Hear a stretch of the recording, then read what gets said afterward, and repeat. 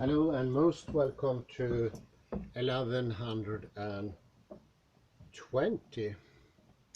So we're progressing here. Let me mention this with priming. What John Eiskin speak about priming is that you have a certain imagery or inclination that you clearly develop and project. This is rather close to pretension, if you remember from Henri Bergson, pretension, retention. Poincaré was also mentioning how you, to have future, must project something intensely. This priming is very good because if you wait until it happens, if you just observe, you're bound to fall into the left hemisphere mistake. And that's pondering or having the reflective consciousness. After the fact, and this is a bit being out of sync, not being in the right order, also to be compared to fixating on existence and thereby thinking you can reach existence. You will lose existence.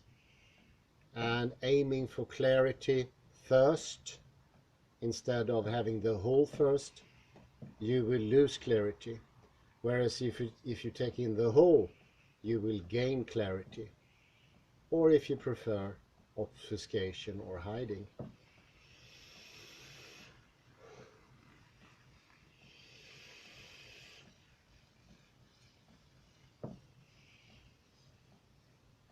So these things are very much connected to the ordering of things. There's no critique, not taking away anything, but doing it preemptively will take away it. And what does the left hemisphere do? Well, it sort of put a leg in front of the other leg in a way that you fall over. Do things in the wrong order. So I've been implying here in the previous lecture, it's displacement in space that creates a distance. But time is also an ingredient here. And time is doing it in the wrong order.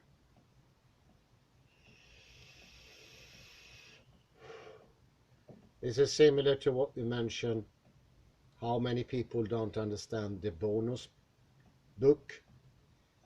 I am right, you are wrong. How to break the black and white thinking. That was his magnum opus, and that was also the book where he was to explain the philosophy he had. It was sadly misread. It wasn't a hit, even though it sold a lot. The one who liked the book liked it because they liked De Bono and his practical theories. But the philosophy, I think, was lost. And one of the main points there that never got through, that I learned later from quantum mechanics, is the very, very important difference between before and after. After the fact and before. This needs to be explained, needs to be clarified. After the fact, you have an observation. After, not before. You don't have any observation before the fact. It's after the observation, before the observation. De Bono's example is, after something happened, you put that into causal relationship in order to communicate that thing to yourself and others. Now it's explicit. Before, this is the creativity phase. This is you have sheer opportunities and potentialities. And those are unbounded and unlimited. They have to be that way. Otherwise, you don't have finiteness. Something learned more from Heraclitus than Heidegger. By both of them mean the same, this very same proposition. That without infiniteness, unboundedness, the apeiron, you do not have finiteness, exactitude.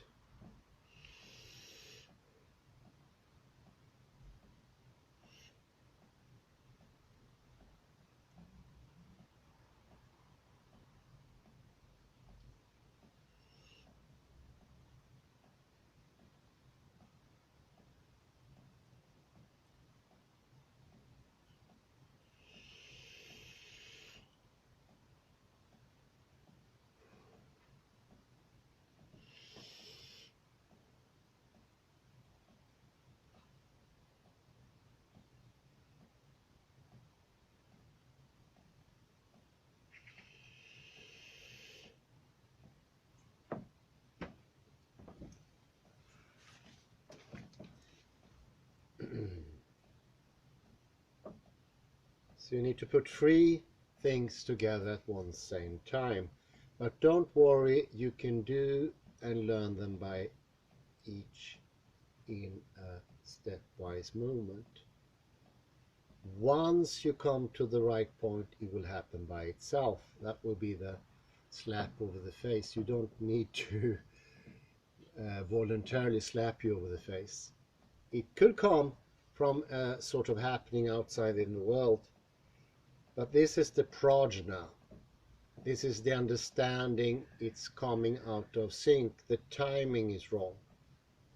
Once you project, and this is also the reason why we should imagine, having the posture release imaginary is something we prime ourselves with. In Swedish, baddar. And this priming needs to be done in advance. And that priming is the possibility of a free will, how odd it might sound. It all comes together here. We think that free will is something we do in the moment. When something happens around us, we can act freely. Benjamin Libet says no, and so many experiments after Benjamin Libet has shown the very same thing. After, it's too late. You need to prime, and that means that you will need to train priming. It is a training of priming, and it should be done in weeks, months, and years. And who you are when you train priming an extensive period of time, that will make it possible for you to act voluntarily and directly, very spontaneous. But without the training and trying to do it in the moment, you will fail. And that last thing is very close to Max Tegmark, many worlds decision. His decision to have the many worlds is caused by him not priming himself, and thereby having no choice. Having no choice, he doesn't have any awareness, and he is bound to construct the many worlds interpretation.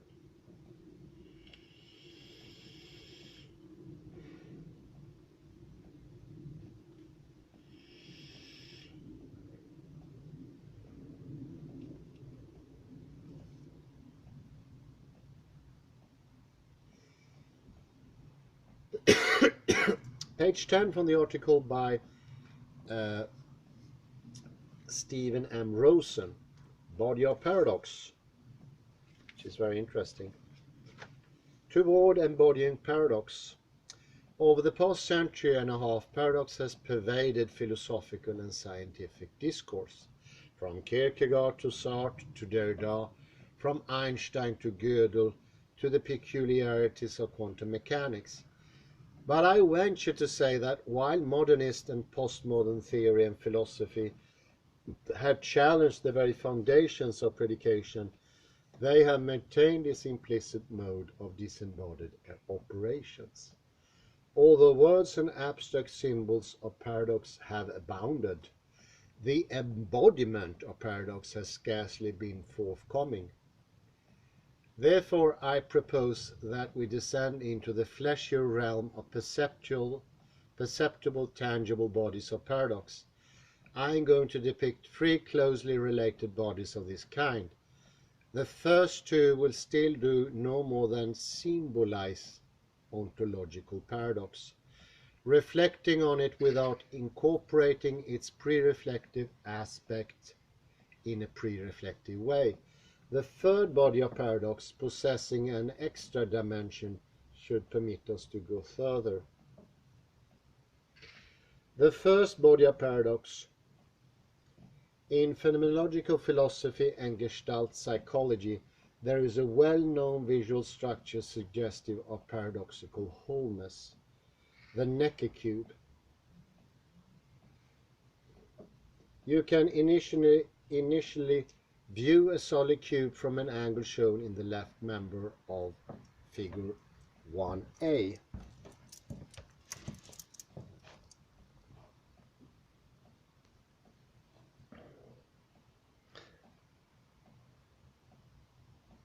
moving 180 degrees around the cube to the opposite side, and 2.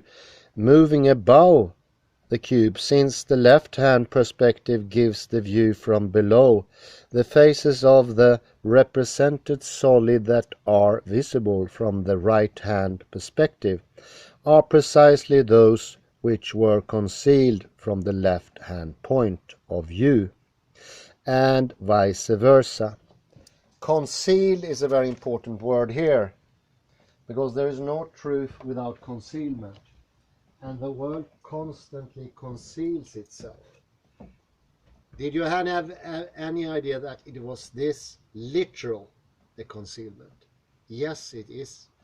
Once you perceive one thing, you exclude other things.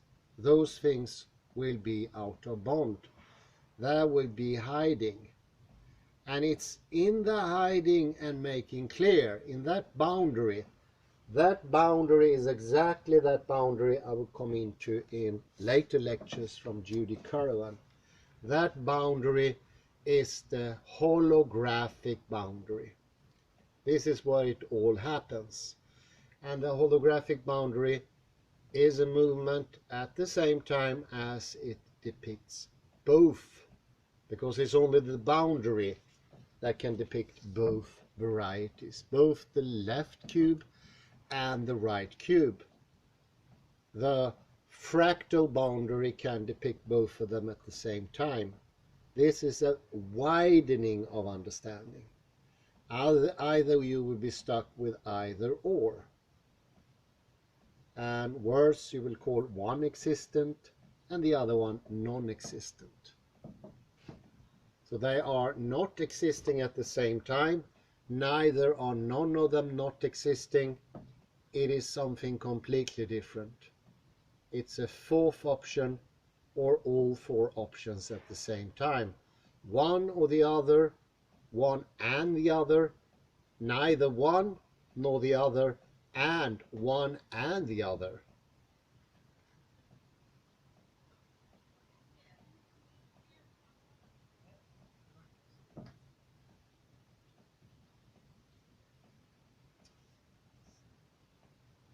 So both will be valid, and we have a fourth whole opposition here.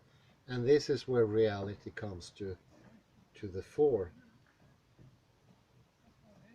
The concealing is not hiding in like hide and seek or putting something under a stone. It's a hint, but it's not hidden in that practical way. It is hidden in a practical way, but quite on the contrary from being hidden by matter. It's hidden in direct sight. So don't think something gets dark, or something gets covered, or something gets blurred, unclear, distant. It is covered in open gaze. And if anything is too covered, that will lead to the destruction of both visions. You see, it could be a good idea to have a vision that it doesn't exclude too much, but a vision that can accept either or, and neither nor, and so forth.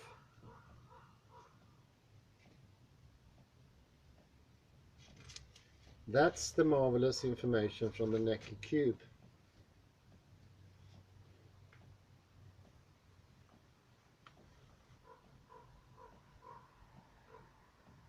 There is also time taking here. I'll read further. However, in a customer way of perceiving the Necker cube, paradox is only partially delivered. Although the cube's perspective are indeed superimposed in space, they remain polarized with respect to time. Viewing perspectives in linear succession, first we see one, then the other, but we can go a step further in our perception of the cube. Instead of allowing our glance to oscillate from one perspective to the other, we actually can break this visual habit and view both perspectives of the cube at the same time. This possibility is confirmed in Bruno R's 1986 study of Belvedere a graphic work by M.C. Escher. And this is having a different gaze. This is what I meant earlier on in 1119. And that is, by having this more closed or half-shut gaze, you can allow for parallel thinking. And that is a level. That's an advancement. It's a progressive thing. Since it involves the superposition, it is not an either-or thing. In his analysis of Escher print, Ernst calls our attention to a detail in the lower left-hand corner. A boy is puzzling over an odd-looking structure he holds in his hand. Lying on the floor is the blueprint for this structure and indeed for the entire artwork. It is the Necker cube. To bring out the underlying principle of Belvedere, Ernst provides his own diagram of the cube.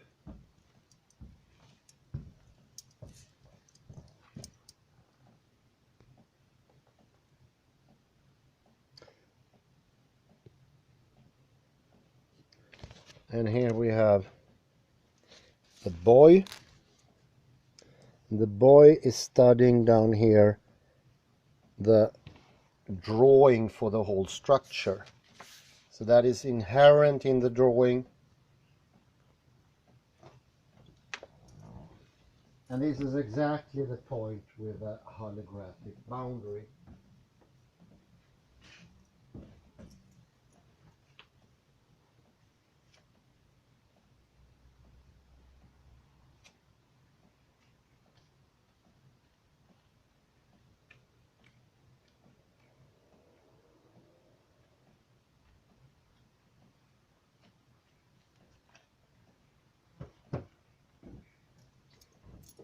The holographic boundary is that fuzzy looking at something that can allow for two perspectives at the same time. Or rather, cut to the chase, don't say either or, and you have this opening in on more possibilities. And this, I would say, is the wholeness that is made possible by the revelation or the understanding of Judy Carivan. And it also helps to this project add Stephen M Rosen's most clear depiction of Prajna and how we can have them at the same time.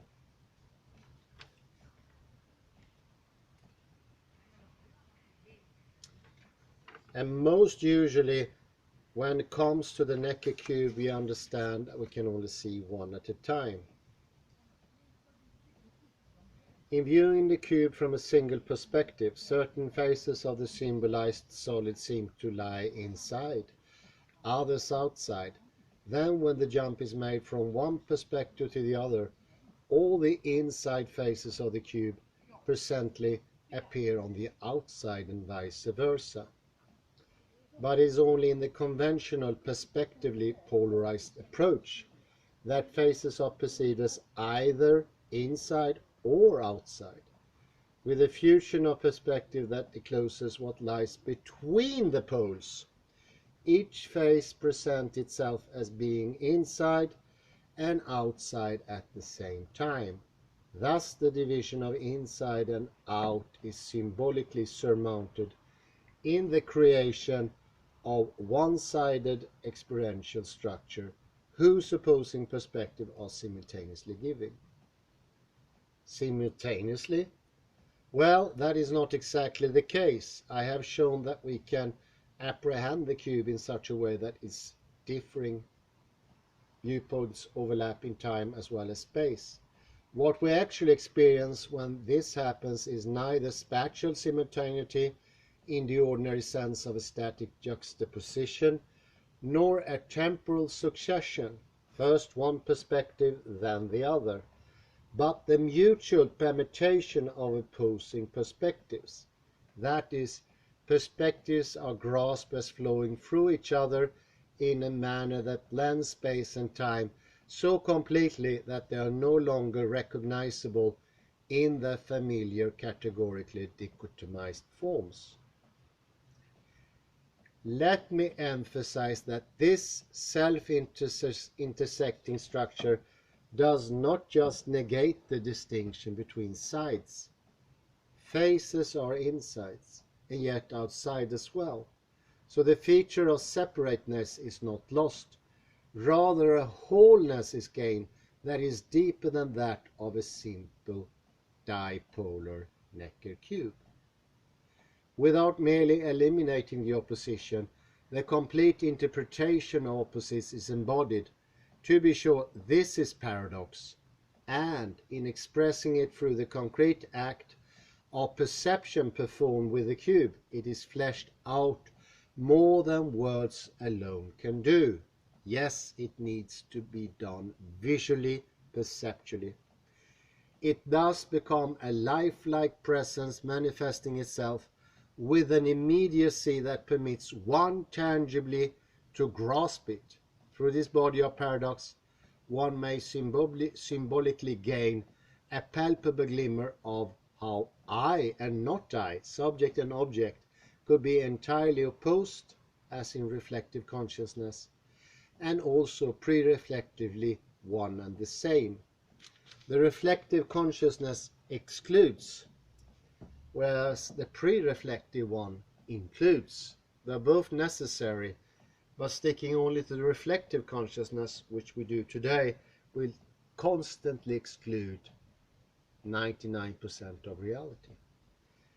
However, while the Necker cube does afford a glimpse of the merger of subject and object, the insight gain is no more than symbolic, for in the perceptual exercise I do with the cube, the concrete fact remains that it is but an object I reflect upon, a being that is circumscribed, closed into itself, closed off from the inwardness of the subjectivity that does the reflecting. Thus the projecting I continues to preside. This subject itself is not open to view, but remains that from which the viewing of the object is done.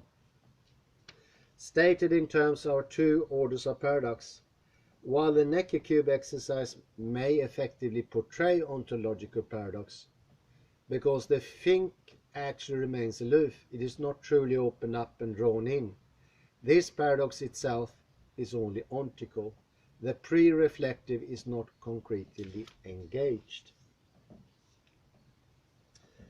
The Necker cube's limitations evidently stems from its dimensionality. The cube is a line drawing a one-dimensional structure inscribed in a two-dimensional medium, the surface of the page, and serving as a figuration of three-dimensional reality.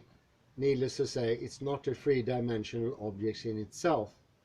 To go beyond this merely reflective representation of the overcommon of reflection supremacy, to make a concrete reality of ontological paradox, I suggest that the solid, full-fledged, three-dimensional body of paradox would need to stand present. This paradoxical body would stand before me in such a way as also to stand within me. I would present itself to me from the inner core of itself, and I would recognize that core as my own. That is to say, the three-dimensional object and the dimension constituted my lived subjectivity would be utterly open to one another, would permeate each other in an unobstructed, boundless exchange. And that's the second body of paradox, and you have already encountered it, but I will repeat it promptly. I say thank you very much and have a pleasant afternoon.